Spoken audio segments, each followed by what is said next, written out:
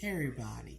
When I first started to get medical marijuana, like I said, I had been taught my whole life that through Yvonne's mother, Hawk, that marijuana was a medicine.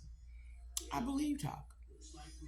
And my mom used to have marijuana plants in her house. I got a really bad pepper steak. So when I started getting marijuana, I went to my sister's father, Bunky, is who I called him. His name is Rodney Drummond. He's a Vietnam vet. And he has major tie to the Baltimore City police here, cousins, uncles, and nephews.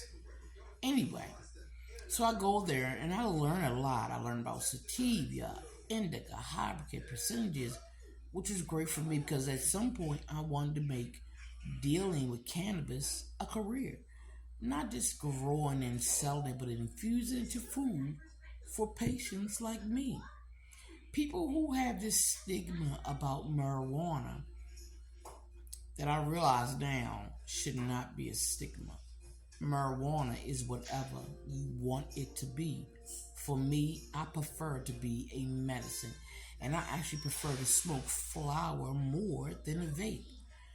And even though Maryland is a recreational, legal, medical, legal state, there are places here that do not allow you to use flour. So if you want to use your medicine, you have to use it another way. And unfortunately, I choose vape. Anyway, so I goes to Dundalk to talk to my stepfather, Bunky, Rodney Drummond. And this is like 2020 when I first moved away from Antoine Mason Jr.'s father in Whispering Woods, uh, Middle River, Maryland. Go all the way to Dundalk. Anyway, go talk to Bunky and I learn all these things. Sit down there and just run my mouth. But I learned a lot.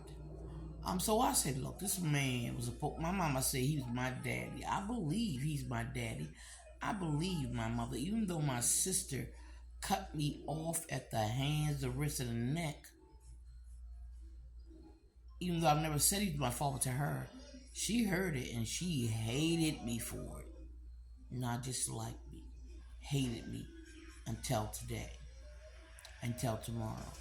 Until 50 years from now. It will go on and on.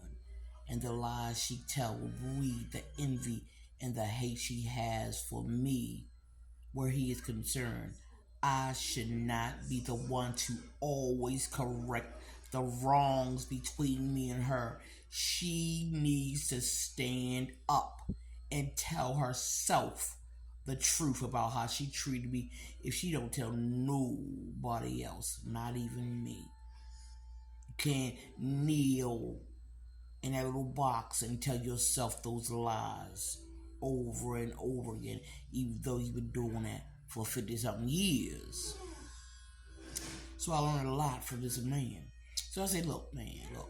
My mom said, you my daddy. He said, yeah, I know, I heard. Let's get this test. We took this test. He is my daddy. And it was weird because after that test, he showed me an incestual thirst he had for me before he ever did the test. After that, he became a sadist. And he made me creep the crap out. He always just say, well, I just love you. You don't love me enough all the time. You want to just touch me. You don't want to love me all the time. Every time your eyes are on my butt, on my breast. No, you don't, Rodney Drummond. No, you don't, Rodney Bunky Drummond. You're disgusting, and you are my father. The man who laid down with my mama to lie until this day. Out of 50 something years I've known you, I might have spent 2 hours in your presence collectively. And after we got that swab for that DNA test, you became a creep to me. But I say, nope, I'm paranoid. Nope, I'm cautious. Nope, it's a conspiracy. see. But it wasn't.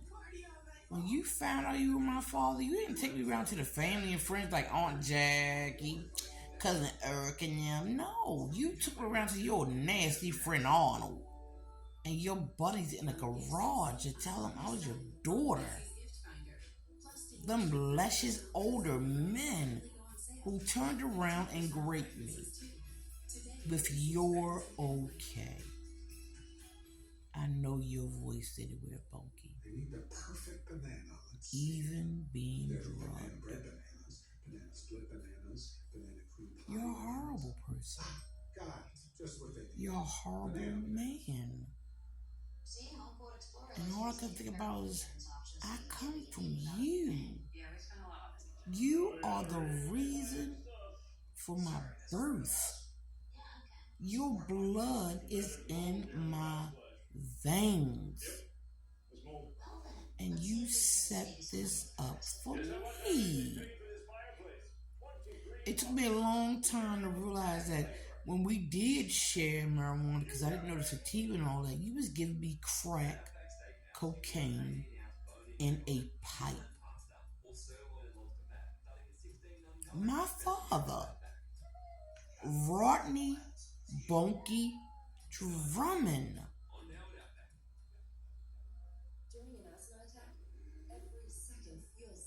And all I could do was be disgusted by you. All I wanted to know who my family was. Who was brown like me? Who had these eyes? Who had this hair? Why was I short? My mom 5'11", you 6'4". My older brother and 60, damn near 6 feet. Then I turn around, my younger ones under me are my height. And even though it wasn't no joyous occasion, I learned who looked like me.